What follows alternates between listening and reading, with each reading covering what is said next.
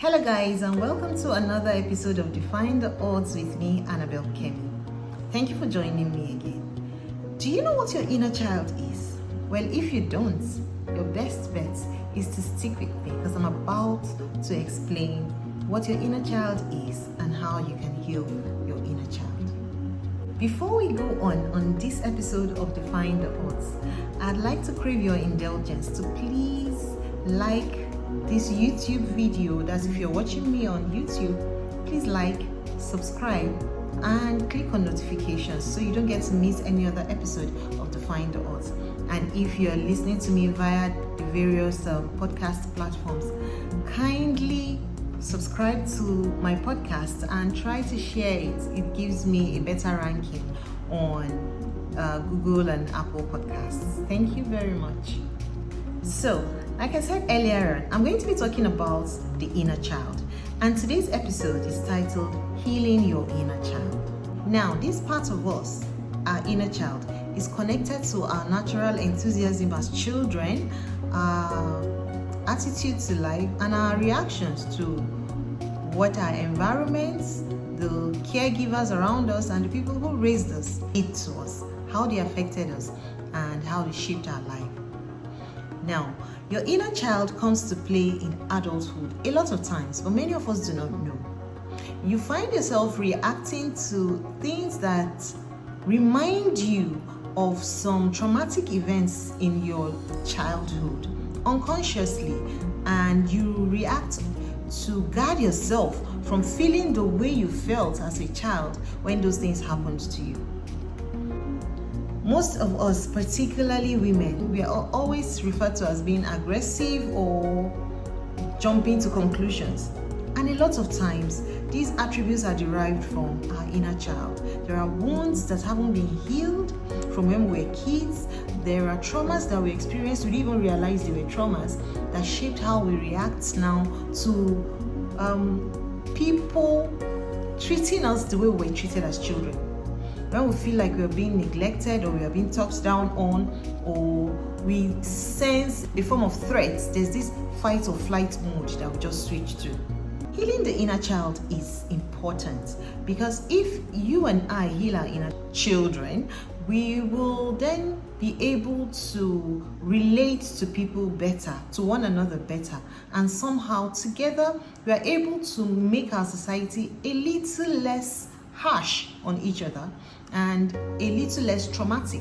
It is vital to heal your inner child, to recognize those traumas you experienced as a child and begin to heal them the moment you recognize them. This is not something that's easy to do. A lot of times you would require the help of a therapist, but there are some steps you could take to help you identify the issues you had that affected your inner child, and you could try to tone down your reaction when you deal with people that remind you, or situations that remind you of those wounds you had as a child. Many of us, particularly in this part of the world, in Africa, we suffered a lot of physical abuse.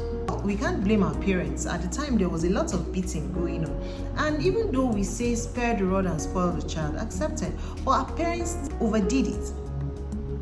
I still have one or two scars from some lashes I got from my parents for misbehaviors. And I think somehow they get too heavy-handed, and these things affect us. We now start being reactive. We try to protect ourselves unconsciously. When you see someone coming towards you and you feel like you might be about to experience the same thing you experienced as a child, you switch to your defensive mode. Automatically, you can't help it. You now see us raising our voices and reacting aggressively, even when we shouldn't react aggressively.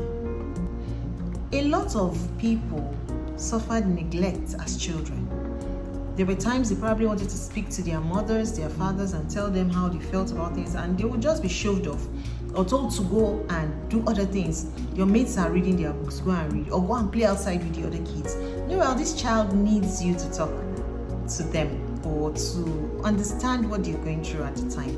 And most times this affects our inner children. We become wounded, and when we become adults, we now develop this fear of neglect, fear of abandonment. Sometimes, in some cases, this leads to depression for some people, while some people develop some narcissistic tendencies just to kind of protect themselves from being treated the way or feeling the way they felt as children. Occurrences that wound us as children could stem from even sexual abuses that our parents knew nothing about, and we bottle them in as we grow up. This affects our relationship with the opposite sex. Some women become really closed off, and for them it becomes just a routine to be with somebody, while some become so dependent on the opposite sex that they cannot be themselves without being in a relationship. I know people who cannot stay alone for a period of 1 month. They must always be in a relationship. That is not very good for your psyche, and it does not help you to build your personality, because all you're thinking of is, I need to have someone to depend on at every point in my life before I can achieve anything. You forget what you really want to do as a person. You forget what you were cut out to do in life. All you're thinking of is, I need support.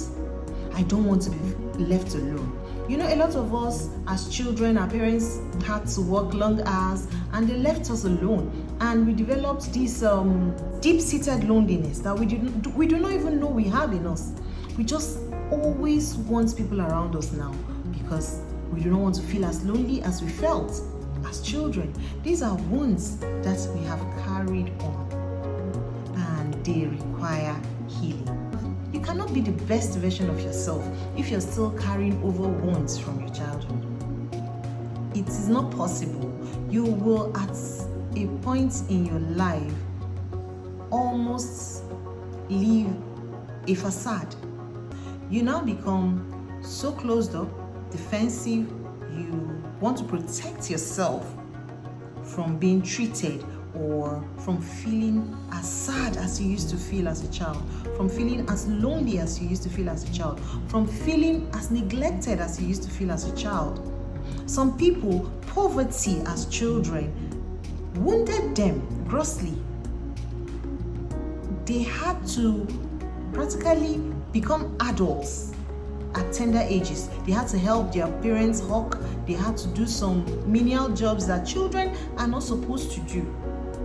And although you feel like, okay, this helped you to develop a certain strength and inner strength, the truth is it also wounded you.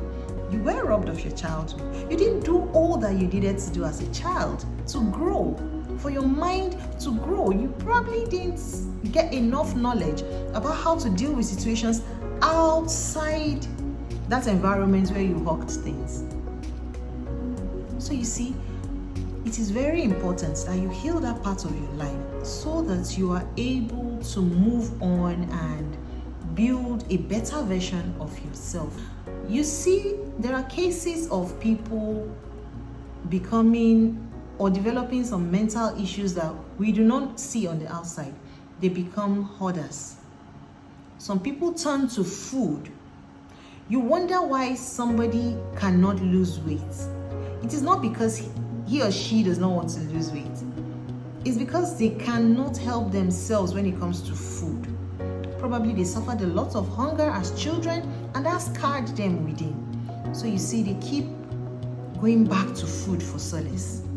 Or maybe the only time they felt good as children was when they had food to eat. There was no other person to talk to. So food has become a best friend, so to say, a companion. So in adulthood, whenever they feel sad or whenever they feel alone and neglected, they turn to food because it was their solace as children. You need to heal your inner child. According to Dr. Trish Phillips, who is an expert on healing the inner child, she said, and let me quote her now, she said, when we heal the inner child, we heal generations. When we heal generations, we heal the world. We literally affect one another. And this is what is referred to as co-regulation. So we regulate each other's lives, albeit unknowingly.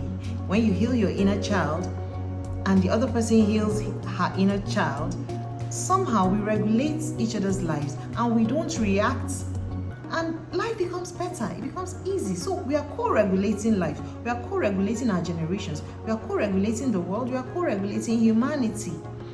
You discover that a lot of people have gone into criminal activities not because they wanted to be criminals.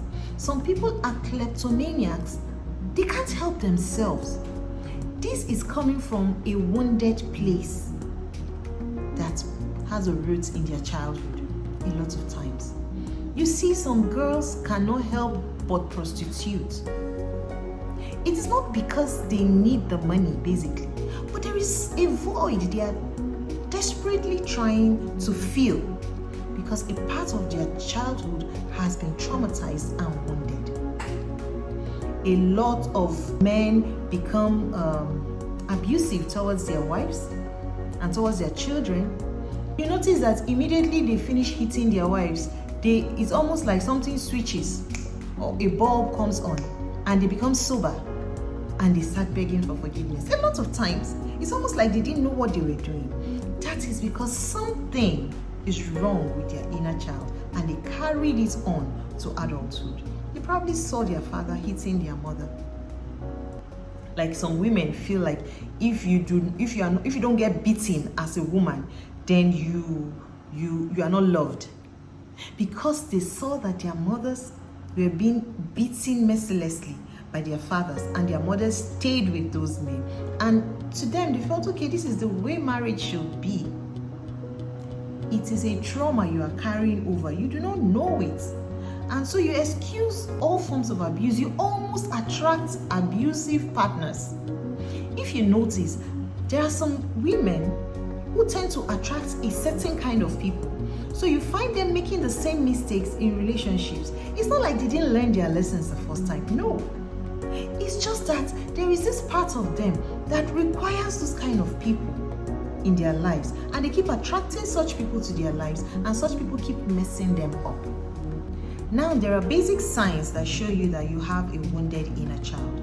One of the major signs is overreacting. If you tend to overreact to issues quickly, if you tend to not listen to the other person before you start feeling agitated on the inside, and you jump to conclusions easily, or maybe something somebody said which does not warrant a certain aggressive or fight or flight reaction, you just find yourself doing it and you can't help yourself, then check yourself. You definitely have a wounded inner child. You see a lot of people in offices, adults, old men and women, they just get unnecessarily aggressive. And you wonder, does this person have bipolar issues? No.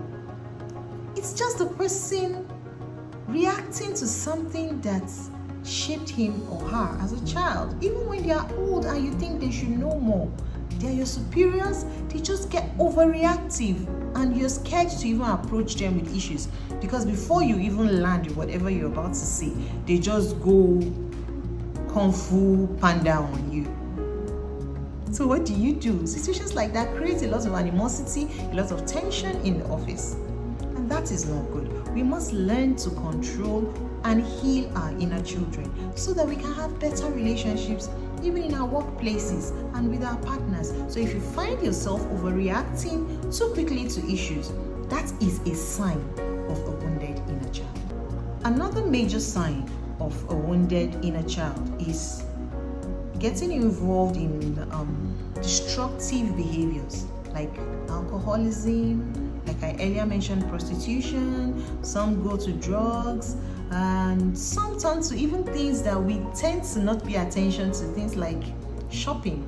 At a point in my life, I used to feel like shopping was a therapy for me, but I discovered there was something wrong with me.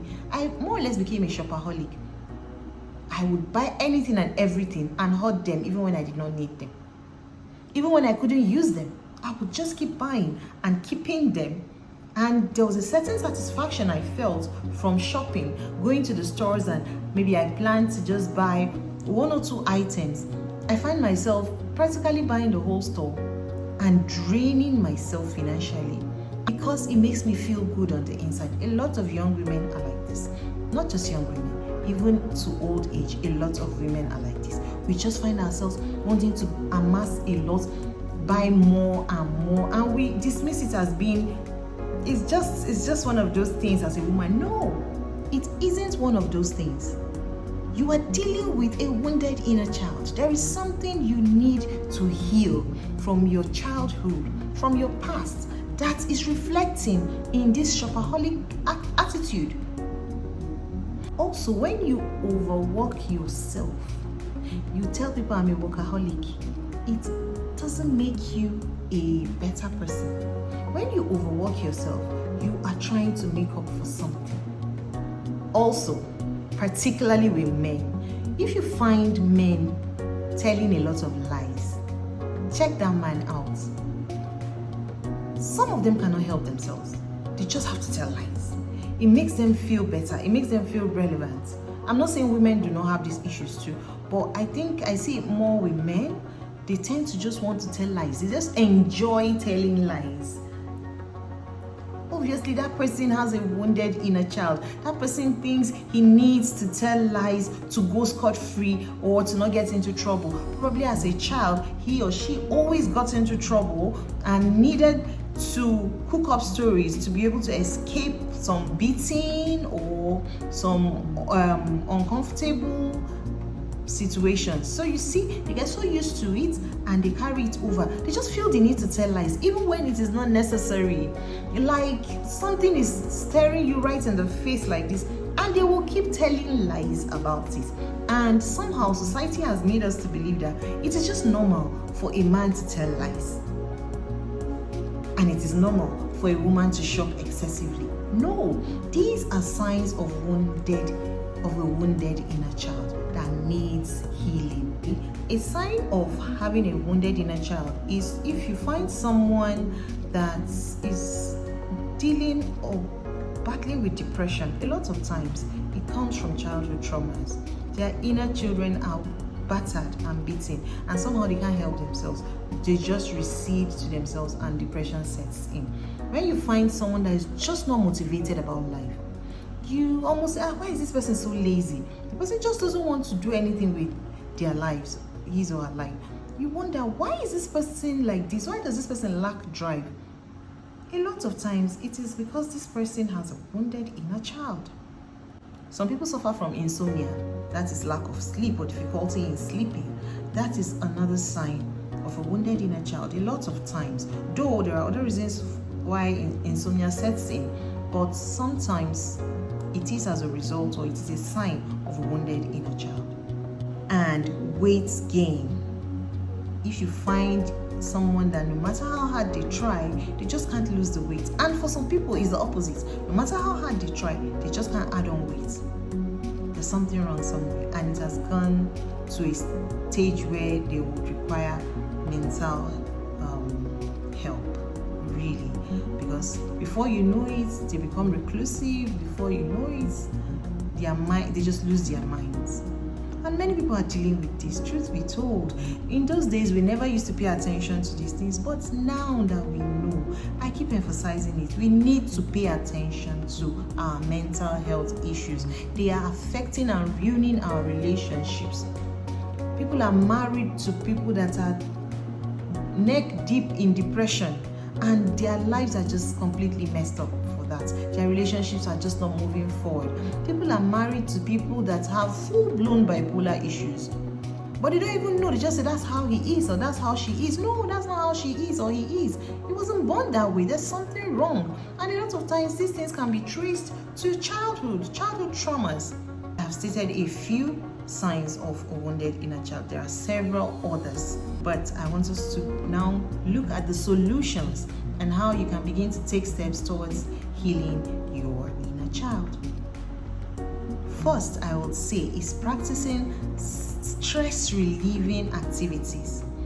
A lot of us do not understand that breathing exercises and meditation play a huge role in helping us to distress. And when you distress, you are calmer on the inside. You are able to look at situations more rationally. You find that you are not overreacting, and you are not always on the edge, trying to shield yourself from some form of imagined attack, which is coming from somewhere down there, somewhere in your 6s and 9s and 10s when you were just a child. So you need to learn to distress. Meditate intentionally.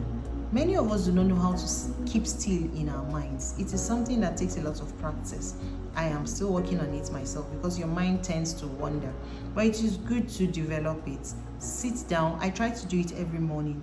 Just sit down in a quiet space. Don't go to your phone the moment you wake up. Don't check your emails. Don't check your WhatsApp, and don't check what's happening on Instagram or Facebook the moment you wake up. That is a terrible attribute. It is a terrible habit to develop, and it only goes to increase your stress levels.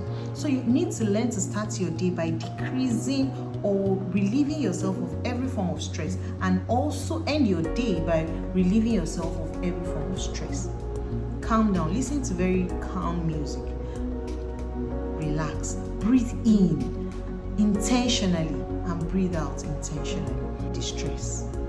It will help you on the path to healing your inner child. Also, another very helpful tip for healing your inner child is to start doing those things you loved to do as a child.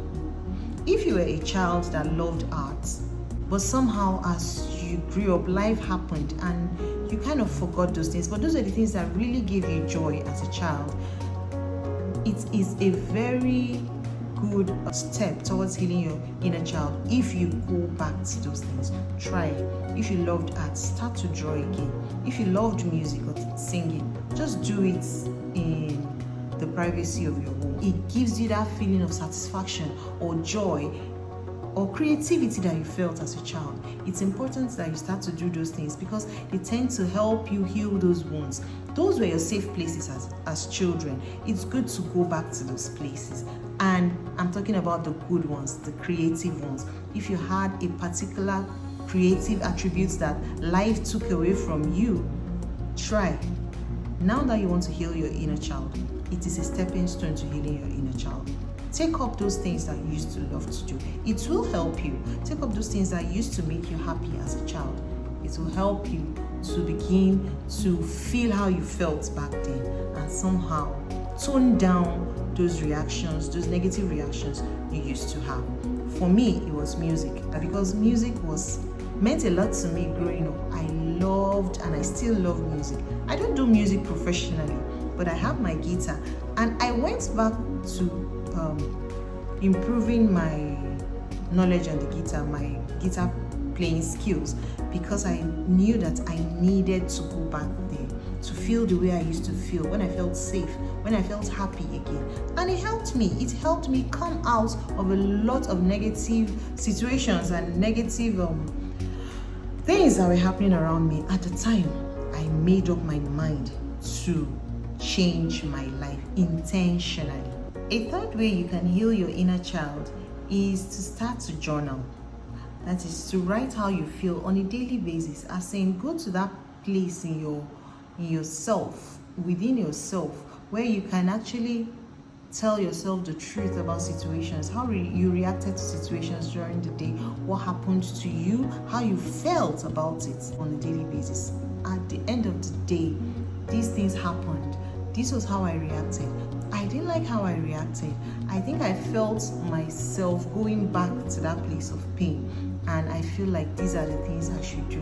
Be genuine, be truthful to yourself. Writing is very good. It's a very good way to start healing your inner child. It has been proven that it does help to heal the inner child. So if you can start today, it will be nice. Now, another way you can heal your inner child is to visualize your childhood. Imagine those things, reimagine those things you felt as a child, those things that hurt you, those things that broke you. But I need to warn you, it is not very easy. A lot of times you need to be guided. That is why if you want to really, really heal your inner child, you will need a therapist, really. I know that's not common in this part of Nigeria, but you need someone to talk to. you need a therapist to guide you, someone that is licensed to do these things. If you feel like your life is actually being really messed up by those traumas and abuses you experienced as a child, get yourself a therapist. These days there are online therapists. You could Google it. There are online therapists that you don't need to go into their offices, but you can talk to them and they can help you. You need some guidance when it comes to visualizing your childhood so you don't flip. Sometimes I just sit back and relive some very nasty situations, things that people didn't even know I felt deeply as a child. But I felt them, and I felt like a lot of my attributes as an adult came from those feelings or those particular days that I felt neglected, those particular days that I felt unheard, those particular days that I felt lonely, really lonely, those particular days that I felt brutalized and threatened. And I feel like now I am beginning to act or react to those things when I see something similar coming or happening around me. I have learned the act of visualizing it and telling myself that it's okay, you are fine now. Those things are gone. They are in your past, and your past does not have to determine your present or your future. So if you can learn to visualize and reimagine your childhood and those pains you felt, it will help you to understand. If possible, write them down. It will help you to understand what steps you need to take to begin to heal your inner child. So those are the major ways you could begin to heal your inner child. But I strongly recommend that you get a therapist if you really feel that this is affecting you and depression is setting in. You need to see a therapist or a mental health expert.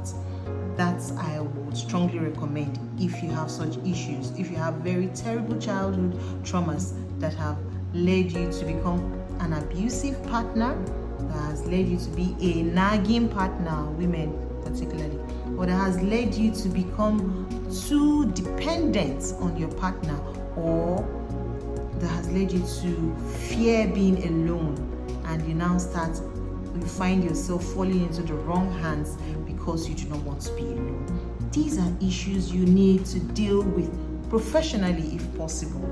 I have come to the end of today's episode of Defying the Odds. I hope it resonated with one or two people. I know some of you are beginning to remember some forms of abuses and some forms of painful events or occurrences in your past, and you are beginning to relate them to the things you see manifesting in your life right now. If you are one of those people, I suggest you read more about healing the inner child and you begin to take steps towards healing your inner child. That's where your life, your quality of life improves. I am on a journey myself, and I'm just inviting you to join me so that we can all become better people, heal our inner children, and heal the world, basically. Thank you so much for joining me on this episode of Defying the Odds. I hope you found it useful. Let's do this again next week. But remember to please like, subscribe, and click on notifications on YouTube, and also subscribe and share my podcasts. That will help it grow and get to many more people that probably need to hear these things and need to go on this journey of growth with you and I. Thank you once again. Enjoy the rest of your week. Bye.